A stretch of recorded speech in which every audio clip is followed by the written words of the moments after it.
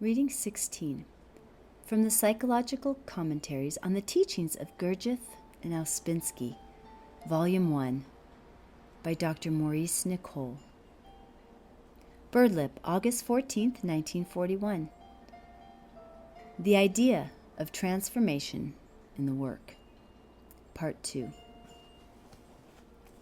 The personality that we all acquire receives the impressions of life, but it does not transform them because it is dead. If impressions fell on essence, they would be transformed because they would fall on centers. Personality, which is the term applied to all that we acquire, and we must acquire personality, translates impressions from every side of life in a limited and practically stereotyped way according to its quality and associations.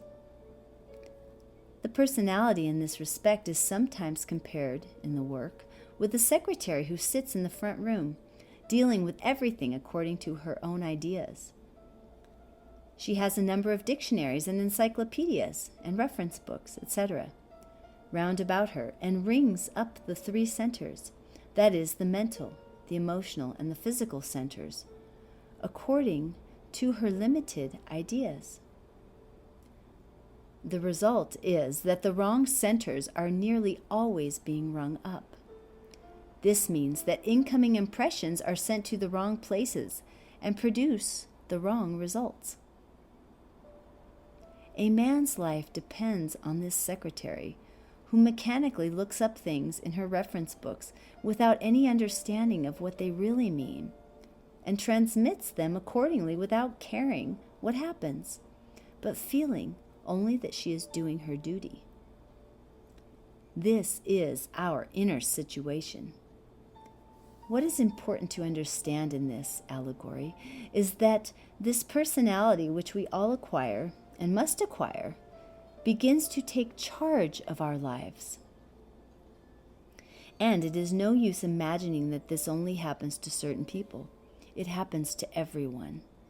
Whoever we are, we find ourselves, through self-observation, possessed of a certain small number of typical ways of reacting to the manifold impressions of incoming life. These mechanical reactions govern us. Everyone is governed by his own set of reactions to impressions, that is, to life. Whether he is revolutionary or conservative, or good, or bad, in the ordinary sense. And these reactions are his life. Mankind is mechanical in this sense. A man has formed in him a number of reactions which he takes as himself, and his life experiences are the result of them. If you can relax enough physically and drop away mentally from all ideas of yourself, which is mental relaxing, you will be able to see what I mean. You will see that, as it were, there are a number of things below you, namely external to you, that you keep on taking as yourself. In such a passive state, you can see them dimly. At first sight, they seem to be above you. Immediately, you tense your muscles or begin to talk. You become them. They become you, or you become them, and off you go again. But you must not try to do this exercise too much at first. Actually, they are like little grasping machines that insist on taking charge of you and demand that you should enter them again. They are set in motion by this secretary, that is, by the habitual way this secretary responds to impressions. And the reactions which follow we take as life. We take our typical reactions to impressions as life. We take our reactions to a person as him or her.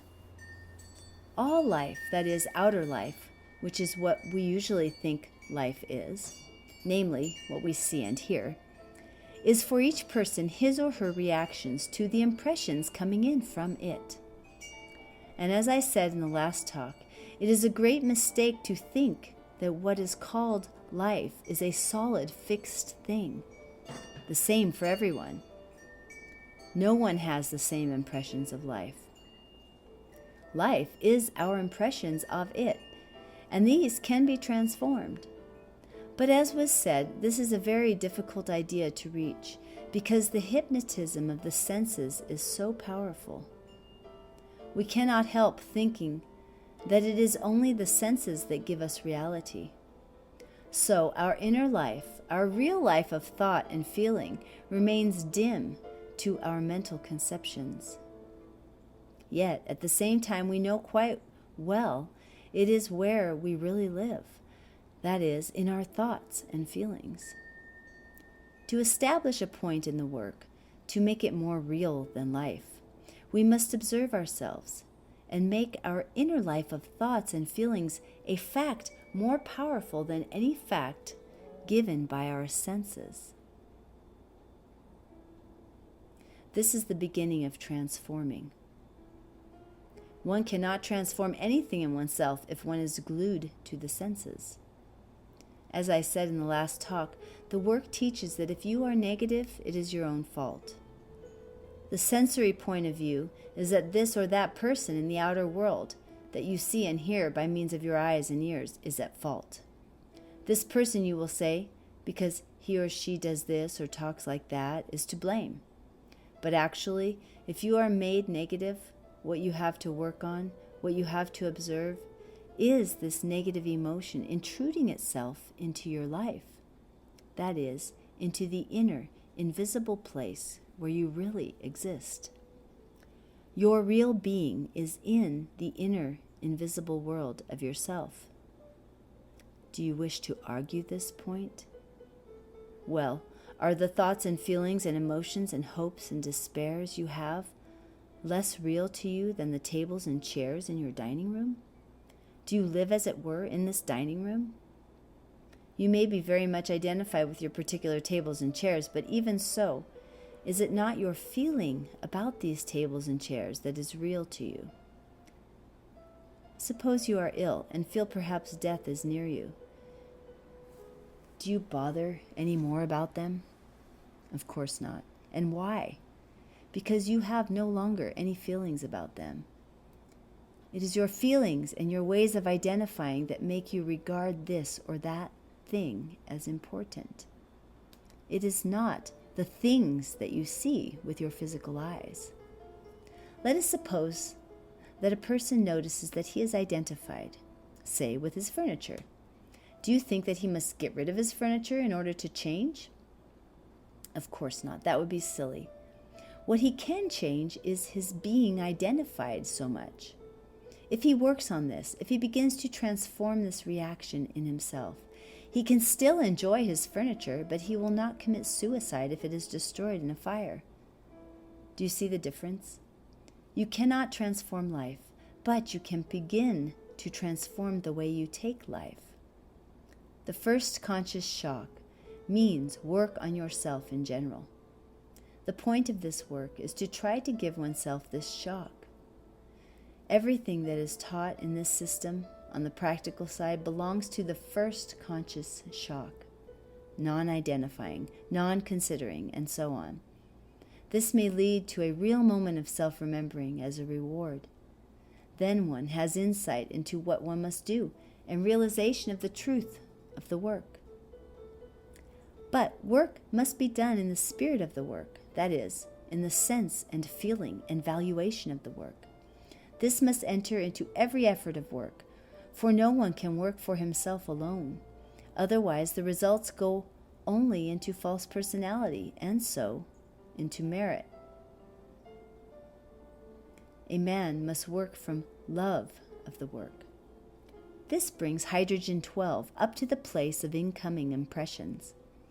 Incoming impressions are hydrogen 48.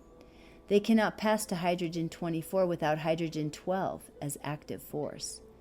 If this hydrogen is present at the first place of reception of impressions, that is, at the place we are conscious, hydrogen 48, which comes in as passive force, passes to hydrogen 24, the triad being completed by the carbon-12.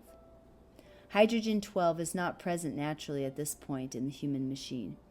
It has to be brought up to this point. If a person takes life as usual, in the ordinary way, that is, always receives impressions in the same mechanical way and speaks from them in the same mechanical way and acts from them in the same mechanical way, then nothing can change in the person. Such people cannot evolve. They do not see where the point of working on themselves lies. They think work is something outside them. A person must bring a very powerful hydrogen to the point where impressions are coming in. This is hydrogen 12.